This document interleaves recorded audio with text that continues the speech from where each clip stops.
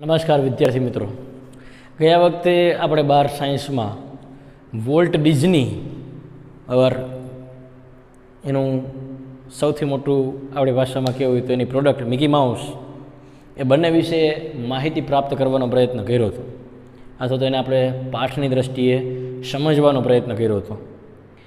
ખરેખર Walt Disney એક અદ્ભુત કેરેક્ટર હતું.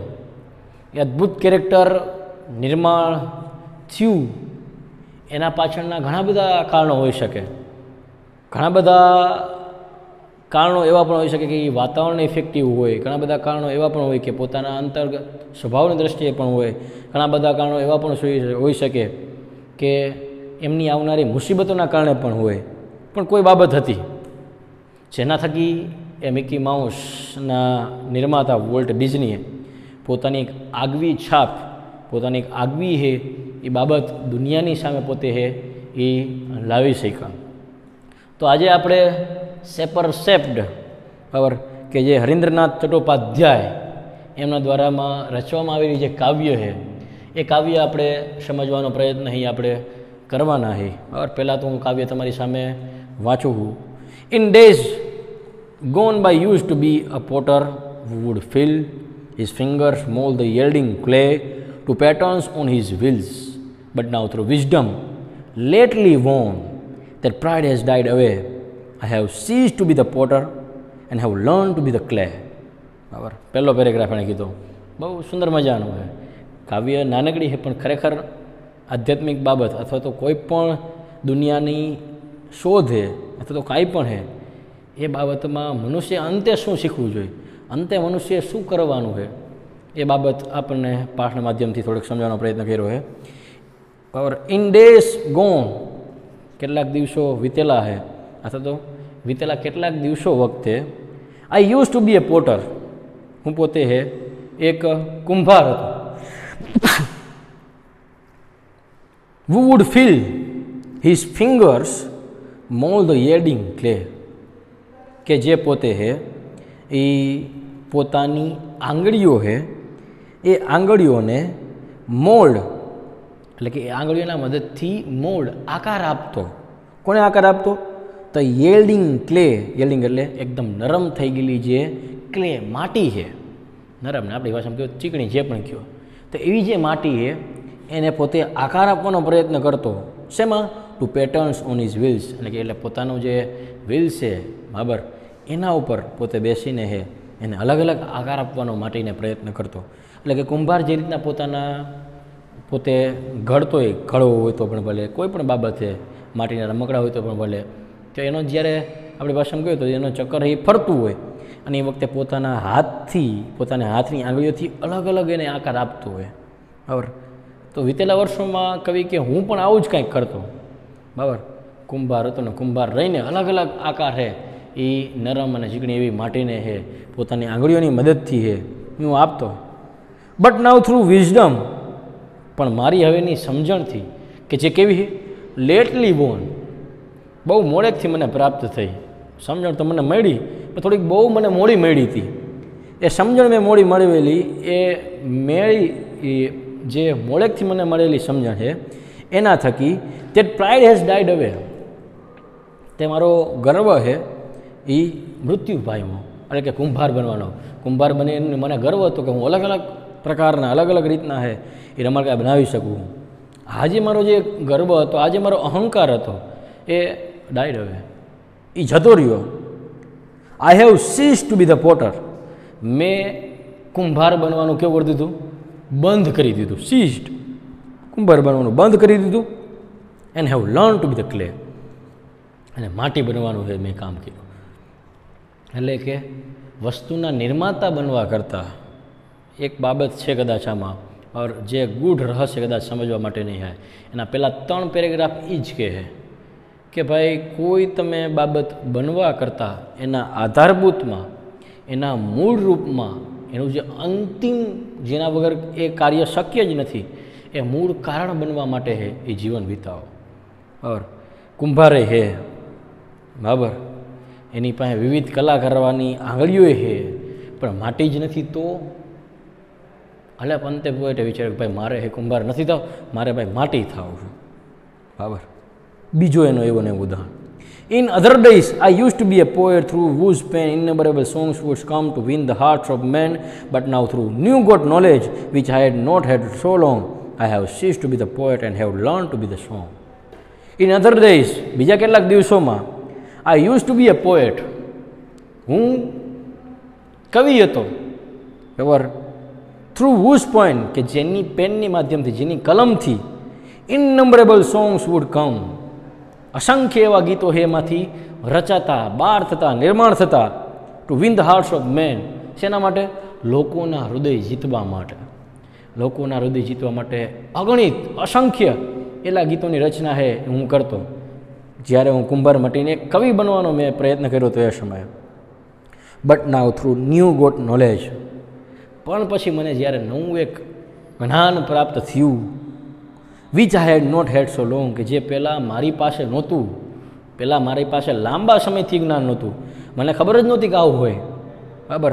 પણ એ નોલેજ મને જ્યારે પ્રાપ્ત થયું, જ્ઞાન મને જ્યારે પ્રાપ્ત થયું, ત્યારે I have cease to be the poet. ત્યારે મેં કવિ બનવાનું છે એ બંધ કરી દીધું. કવિ નથી બનવું મારે. એ કવિ બનવાનું મેં બંધ કરી દીધું. And have learn to be the song. અને મેં ગીત બનવાનું છે શરૂ કર્યું. બરાબર. બહુ મોટી કલ્પના. ખરેખર આ બાબત તો સમજવા જેવી છે કે ભાઈ કવિ બને એટલે કવિ શું કરે? કવિ છે એ બીજાની છે, આપણી ભાષામાં કેવું હોય તો બીજાના લોકોના ચરિત્રને ધ્યાનમાં રાખીને પોતે કવિતા રચતા હોય. એક પ્રકાર કવિનો આવો હોય તો શું કરે? બીજાના ચરિત્રનો અભ્યાસ કરીને એમાંથી કાવ્ય બનાવે. પણ કવિ કે મને પાછળથી એવું જ્ઞાન પ્રાપ્ત થયું કે ભાઈ મારે બીજાના ચરિત્રની કાવ્ય બનાવવી પડે એના કરતાં હું એવું કંઈક જીવન કરું, એવું હું કંઈક જીવું કે લોકો મારા ઉપર કાવ્ય બનાવે. બરાબર. સરસ મજાનું ઇંગ્લિશમાં સુવિચાર છે, do not give an example but be an example. કેટલીક ઉંમર સુધી તમે આ કરશો. Do not give an examples. ઉદાહરણ ખાલી આપ્યા ન રાખો. બરાબર. સામાન્યતઃ મોટા મોટા ફિલોસોફરો હોય આપણી દ્રષ્ટિઓ, ખરેખર મોટા ફિલોસોફર એમને નમસ્કાર રહે, આપણે એમને કંઈ કહી પણ ન શકીએ. પણ જે આપણી જનરેશનમાં જે મોટા ફિલોસોફર હોય, શિક્ષકો હોય, અથવા તો જે પણ આપણી ભાષામાં ધર્માત્મા, સાધુઆત્મા, જે કહો તમે, કે જે ઉપદેશ આપવાનું કામ કરતા હોય, આ સામાન્યતઃ શું કરતા હોય? ઉપદેશ આપતા હોય. Do not give an examples but be an example. એ જેટલા ઉદાહરણ આપે એ બધા જ ઉદાહરણ એના બહારના હોય, જે ખાલી એને જ્ઞાન પ્રાપ્ત કરીને કર્યું છે. પણ એવું જીવન જીવવાનો પ્રયત્ન એ ન કરતા હોય, એના કારણે એ ક્યારેય એક્ઝામ્પલ ન બની શકતા હોય. એ જીવશે ત્યાં સુધી બીજાને એક્ઝામ્પલ આપશે, પોતાનું એક્ઝામ્પલ આપી શકશે નહીં, કારણ કે પોતે એવું બનવાનો પ્રયત્ન કર્યો નથી. અહીંયા કવિનું એ જ કહેવું છે કે મેં ઘણી બધી કાવ્ય છે બનાવી, પણ અંતે મેં એવું નક્કી કર્યું કે ભાઈ મારે કાવ્ય થવું છે. હું પોતે જ કાવ્ય થઈ જાવ, એના મતલબ મારા ઉપર કાવ્ય રચાય એવું મારે બનવું છે. આવું એના મગજમાં આવે છે. બરાબર. ત્યાર પછી એણે કીધું, I was a fashioner of swords in days that now are gone. એક સમય હતો કે હું જ્યારે ફેશનર ઓફ સ્વોર્ડ્સ, તલવારનો નિર્માતા, તલવાર બનાવનારો હતો. બરાબર. Which on 100 battlefields glitter and gleamed and shone, but now that I am brimming with the silence of Lord, I have ceased to be the sword maker and have learned to be the sword. બરાબર. Which on 100 battlefields, મારી જે તલવારો છે એ કેટલાક યુદ્ધોમાં છે, glitter, ગ્લીમ્ડ and સોન. બરાબર. કેટલાય તલવારોમાં મારી તલવાર એ ઝળકતી હતી, પ્રકાશિત થતી હતી, ચમકતી હતી. મેં જે તલવાર બનાવી એની ધાર એટલી બધી હોય કે જેના કારણે કેટલાય યુદ્ધો જીતી શકાય. કારણ કે ચમકતી તલવાર એટલે ધારવાળી તલવાર, એક ગાય બે કટકા હોય સીધા જ. તલવાર બનાવવી એ કળા છે, ધાર વગરનું બનાવવામાં આવે તો કામ શું? હવે એ કાંઈ ન કરી શકે. બીજું તો શું કરે? કાટ ખાઈ ગયા તો એમાં કાંઈ ન થાય. એટલે એને કીધું કે ભાઈ મારી જે તલવારો હતી એમાંથી 100 battlefields, બરાબર, કેટલાય યુદ્ધો છે. એને પહેલાં 100 કીધું, 100ની સંખ્યામાં કીધું, પણ ઘણા બધા યુદ્ધો છે જેમાં એ પોતે ચમકી છે, ઝબૂકી છે. બરાબર. But now that I brimming with the silence of the lord.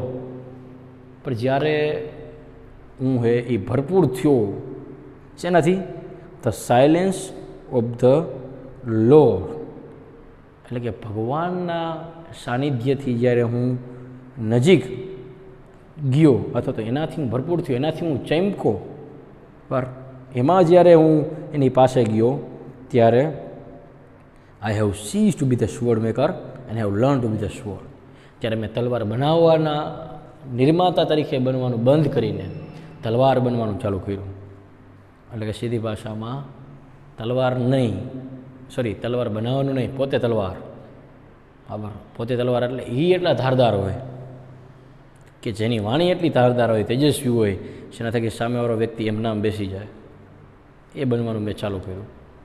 તો ત્રીજામાં બનવાનું કીધું. આ તણે તણું દાણો શા માટે છે? તો આ એક યુવાવસ્થા દરમિયાનની સ્થિતિ છે. કવિને આખે આખું કેવું એ છે કે યુવાવસ્થા દરમિયાન મનુષ્યના મગજમાં ઘણા બધા વિચાર આવતા હોય.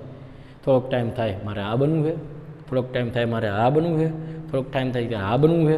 જેમ કવિએ કેમ કીધું, મારે પહેલાં કુંભાર બનવું છે, પછી કવિ બનવું છે, પછી તલવારના નિર્માતા બનવું છે. આમ કેટલાય વિચારો આવતા હોય ને કેટલાય વિચારો આપણા મગજમાં ચાલુ છે. બરાબર, પણ અંતે જે કવિ કહે છે, અંતેને શું કહેવું છે? In bygone times I used to be a dreamer who would hurl on every side an insolence of emerald and pearl, but now that I am kneeling at the feet of the Supreme, I have ceased to be the dreamer and have learned to the dream. વિતેલા કેટલાક દિવસોમાં હું સ્વપ્ન જોનારો હતો. બરાબર, કેના સ્વપ્ન? Who would hurl on every side, બરાબર, on every side on insolence of emerald and pearl. બરાબર, એટલે કે ગેરરીતિ, ઇન્સોલેન્સ એટલે અયોગ્ય રીતે, અયોગ્ય માધ્યમથી દરેક બાજુએથી હું શું કરતો હતો?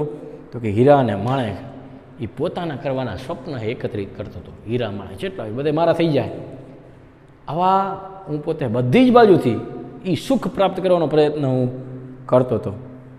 But now that I am kneeling at the feet of the supreme, પણ જ્યારે હું સુપ્રીમ એટલે કે ભગવાન હે એ ભગવાનના ચરણમાં હું બેઠો, ભગવાનના ચરણે હું ઘૂંટણીએ બેસતો, ત્યારે મને સમજાણું, બરાબર, I have cease to be the dreamer. ત્યારે મેં સ્વપ્ન છે એ જોનાર બનવાનું બંધ કરીને લર્ન ટુ ધ ડ્રીમ. હું કોકના જીવનમાં સ્વપ્ન બનું, આવું કંઈક કરવાનો મેં વિચાર કર્યો. એટલે કે આવું બનવાની મેં શરૂઆત કરી. અંતિમ બાબત છે એ જ આખા કાવ્યનું છે હાર છે. બરાબર, અહીંયા શું કહેવું છે એમને કવિને કે ભાઈ દુનિયામાં લોકો દરેક પ્રકારના કામ કરે, દરેક પ્રકારની મહેનત કરે જ છે. બરાબર, પણ એ બધી જ મહેનત એની શેના માટેની હોય? તો કે સુખ સુવિધા પોતાની પૂરી થાય એના માટે. બરાબર, પોતે કુંભાર હતા તો કુંભારના માધ્યમથી શું કરવા માગતા હતા? કુંભારના માધ્યમથી કરવા શું માગતા હતા? પૈસા કમાવાનો. કવિ છે, કવિના માધ્યમથી અંદર શું થાય? કાવ્ય રચી, મોટી મોટી ગીત બનાવી, મોટા મોટા તો પૈસા કમાય. તલવાર છે, તલવાર બનાવી તો એનાથી શું થાય? શસ્ત્ર સરંજામ બનાવવા, તો એનાથી શું થાય? પૈસા બનાવવા. પણ સ્વપ્ન જોવું, સ્વપ્ન જોવાથી શું પૈસા પ્રાપ્ત થાય ખરા? કોઈના સ્વપ્ન બનવાથી પૈસા પ્રાપ્ત થાય ખરા? પણ કોઈનું સ્વપ્ન બનવા માટે, હું કોઈના માટે સ્વપ્નરૂપ બનું, એના માટે પહેલાં એક બાબત પાકી હોવી જોઈએ. બરાબર, જે આપણા કાવ્યનું કદાચ પ્રિટાસમાં જે કાવ્ય આપી હતી, બી the best of whatever you are, તમે જે તમારા ક્ષેત્રમાં હો એ તમે શ્રેષ્ઠ બનેલા હો. બરાબર, તો તમને તકલીફ નહીં પડે. એટલે એમાં એણે કદાચ એ વાક્ય પેરેગ્રાફ એને આપ્યો હતો કાવ્યમાં, if you can't be a highway then just be a trail, if you can't be the sun be a star, it isn't by the size that you win or you fail, be the best of whatever you are. તમે કદાચ મોટો રાજમાર્ગનો થઈ ગયો, કાંઈ નહીં, પગદંડી બનો નાનકડી એવી, જેના આધારે જેના પરથી લોકો ચાલી શકે. ભલે એક જ માણસ ચાલી શક્યો, પણ પગદંડી બનો. તમે સૂર્યનો બની શકતા કાંઈ નહીં, તમે તારો બનો. તમારી વિજય નાનકડી મોટી એની અરે કાંઈ જ દેવા નથી, પણ જે ક્ષેત્રમાં હો એ ક્ષેત્રમાં શ્રેષ્ઠ બનો. અને શ્રેષ્ઠ બનો તો તમે કોકના સ્વપ્ન બનવાના હો. એના વગર તમે સ્વપ્ન બનવું શક્ય છે જ નહીં કોઈ શરત. કોઈના જીવન માટે સ્વપ્ન બનવું એટલે એટલી સહેલી બાબત ક્યાં હતી? બરાબર, અને એ સ્વપ્ન બનવા માટે શું જોઈએ? શાંતિ જોઈએ, સુખ ન જોઈએ. પૈસાનો ઢગલો છે, મન ફાવે એટલો પૈસા જ્યારે વાપરો ત્યારે વાપરી શકું, પૈસાથી આખા ગામનું મોઢું બંધ કરી શકું, પણ એ જ પૈસાથી શું શાંતિ પ્રાપ્ત કરી શકવાનો હો? શાંતિ મારા માટેનું જીવનનો અંતિમ ધ્યેય હોય. અને કવિ એમ કહે કે ક્યારે ખબર પડે? જ્યારે ભગવાનના પાસે આપણે ઘૂંટણિયા થઈને ભગવાન પાસે નજીક જઈ એ સમયે જાણ થાય કે ભાઈ આ તો હું ખોટી દોડધામ કરતો હતા બધાની. મારા જીવનનો અંતિમ ધ્યેય સુખ નથી, શાંતિ છે. કોઈ પણ વ્યક્તિ જીવનમાં એમ નહીં કે ભાઈ મારે ને ખાલી સુખ જોઈએ, બરાબર, શાંતિ. અને શાંતિ પ્રાપ્ત કરવા માટે જ આપણે બધા અલગ અલગ રસ્તા ગોતી. પછી દિવાળીમાં વેકેશનમાં આપણે બધા ભાગી જઈએ ગામડે. શું કામ? શાંતિ માટે. નકર અહીંયા કંઈ સુખ સુવિધા કાંઈ નથી. બાકીના આપણે બધી કલાક ક્યાં જોઈએ? આપણે સુખ જોઈએ. એટલે ક્યાં હોય? સિટી માટે. અમારી સિટીમાં સુખ છે, શાંતિ છે, પણ આપણી ભાગદોડ એટલી બધી છે. પૈસો પૈસો પૈસો પૈસો પૈસો. અને એના પાછળ કદાચ આપણી શાંતિ પણ આપણે ખોઈ નાખી. કુટુંબ સાથેની, XYZ કોઈ પણ સાથેની શાંતિ નહીં. કારણ ઇન્ટરેક્શનની જે બાબત છે, ક્રિયા પ્રતિક્રિયાની બાબત આખી ભૂસાઈ જાય. પૈસાના કારણે એક ઈગો આવી જાય, અહંકાર આવી જાય. અને અહંકારના કારણે કોઈની સાથે હું રિસ્પેક્ટફુલ્લી, આદર તરીકે, આદરણીય રીતે એમની સાથેનો વ્યવહાર કરી જ શકું નહીં. તો તકલીફ શું પડે એનાથી? આ જ તકલીફ પડે કે શાંતિ પ્રાપ્ત ન થાય, સુખ પ્રાપ્ત થાય. એટલે કવિનું જે આખા કાવ્યમાં હાર્દ જે કહેવાનું આ જ છે. કવિ પહેલાં કુંભાર બનતા હતા, તો કુંભારમાં પોતાની આંગળીઓની કળાથી અલગ અલગ એ આકારના પોતે માટીના રમકડા, માટીના ઘડા જે પણ બનાવતા એ બનાવતા, અને એનાથી ઘણો બધો પૈસો પ્રાપ્ત કરતા. પણ સુખ, શાંતિ નહોતી મળી.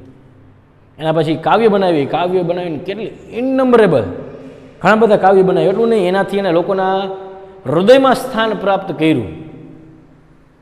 પણ એવા કવિ કાંઈ ઓછા છે? ઘણા બધા છે. તો એના હિસાબે એમાં એને સુખ પ્રાપ્ત થયું, કારણ કે કાવ્ય બનાવે તો પૈસા એને મળવાના છે. તલવાર, શસ્ત્ર બનાવ્યું. એ તલવાર એ કેવી પાછી? ઘણા યુદ્ધો છે એમાં એ ચમકી તલવાર, યુદ્ધમાં તલવાર ચમકીનો મતલબ એની તલવારના કારણે યુદ્ધ જીતા. એમાં એને ઘણા બધા પૈસા પ્રાપ્ત થયા. પણ એ પૈસાથી એને ખાલી સુખ પ્રાપ્ત થયું. પણ અંતિમ જ્યારે પોતે એ સ્વપ્ન જોનાર બનવાનો વિચાર કરતા હતા, અને સ્વપ્ન જોનાર બનવામાં પોતે પોતાના જીવનના આંતરિક જીવનના ભાગમાં થોડુંક ડોક્યું કરતા હતા. એ વખતે એને અંતે ભગવાનના શરણમાં જઈને પોતે બેઠા. અને ભગવાનના શરણમાં જઈને એને અનુભૂતિ થઈ કે ભાઈ અહીંયા જ શાંતિ છે. એ શાંતિ જ શાશ્વત છે. અને એ શાંતિ પ્રાપ્ત કરવા માટેનો પ્રયત્ન મારો હતો. તો મેં મારો જીવનનો ઘણો બધો સમય બગાડ્યો. પણ હવે એ શાંતિમાં છે. એ શાંતિ પ્રાપ્ત કરવા માટેનો હું પ્રયત્ન કરીશ. અને એના માટે હું આ જો પ્રાપ્ત કરીશ, શાંતિ પ્રાપ્ત કરીશ, તો ચોક્કસ હું બીજા માટે સ્વપ્નરૂપ બની જઈશ. તો કાવ્યનો આખો વિદ્યાર્થી મિત્રો આ હતો. શેપર શેપ્ડ, પર આકાર આપનાર આકાર આપે. આપણે પણ પોતાના જીવનને અમુક સમય આકાર આપવાનો પ્રયત્ન કરતા હોય. ખાસ કરીને યુવા અવસ્થા પૂરી આપણી યુવા અવસ્થા ચાલુ થવાની હોય, આપણા મગજમાં ઘણા બધા ઓપ્શન થતા હોય. આ કામ કરવું, ઓલું કામ કરવું, ફલાણું કામ કરવું. પણ એ વખતે કેવળ પોતાના સુખને ધ્યાનમાં ન રાખી, કેવળ પોતાના સુખને ધ્યાનમાં ન રાખીને શાંતિ મને ક્યાંથી પ્રાપ્ત થશે આનો વિચાર કરીને કામની પસંદગી કરવામાં આવવી જોઈએ. તો જ તમે તમારા જીવનમાં એ પછી તમારું સામાજિક જીવન હોય તો ભલે, કૌટુંબિક જીવન હોય તો પણ ભલે, આધ્યાત્મિક જીવન હોય તો પણ ભલે, કોઈ પણ પ્રકારનું જીવન એ બધા જ જીવનમાં તમે શાંતિથી જીવી શકો. નકર ખાલી સુખમાં તમે હેરાન થશો, તકલીફ પડશે.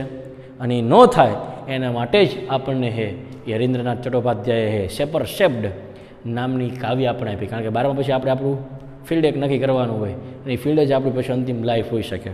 હવે જો કે આખી દુનિયા અલગ થઈ ગઈ, ભણવાનું શું અને કરવાનું શું આ બધું અલગ છે, એટલે કંઈ કહી ન શકાય. પણ જે ભણવાનું છે એ જ મારે જો કરવાનું હોય તો કયું ભણીશ અને કયું કરીશ એમાં મને શાંતિ મળશે, આ વિચારીને જ મારે મારું ક્ષેત્ર નક્કી કરવું જોઈએ. જેથી કરીને મારે કેટલી જગ્યાએ ગોથા ખાતા અંતે જ્યારે મને સમજાય કે મારે તો મારા જીવનમાં કરવાનું હતું, અને ત્યાં ભગવાન આપણને બોલાવી લે, ત્યાં આપણો સમય પૂરો થઈ જાય, તો આપણા હાથમાં કાંઈ રહે નહીં. એના કરતાં પહેલેથી જ નક્કી થઈ જાય તો એ થઈ જાય. એના માટે આપણે હંમેશા યાદ રાખવાની બાબત, સુખ કે શાંતિ, શું જોઈએ મને એ નક્કી કરીને શેપર શેપ્ડ, એટલે આપણે આકાર આપનારા આપણા જીવનને આકાર આપી શકીએ. અને એના માટે આપણે બે શબ્દ હંમેશા યાદ રાખી, સુખ કે શાંતિ. તો વિદ્યાર્થી મિત્રો, આ આપણી 12 સાયન્સમાં યુનિટ 2માં આવનારી બીજી પોએમ શેપર શેપ્ડ હતી. એમાં જો તમને કાંઈ ન સમજાણું હોય તો ઓનલાઈનના માધ્યમથી તમે અવશ્ય પ્રશ્ન કરી શકો. નમસ્કાર.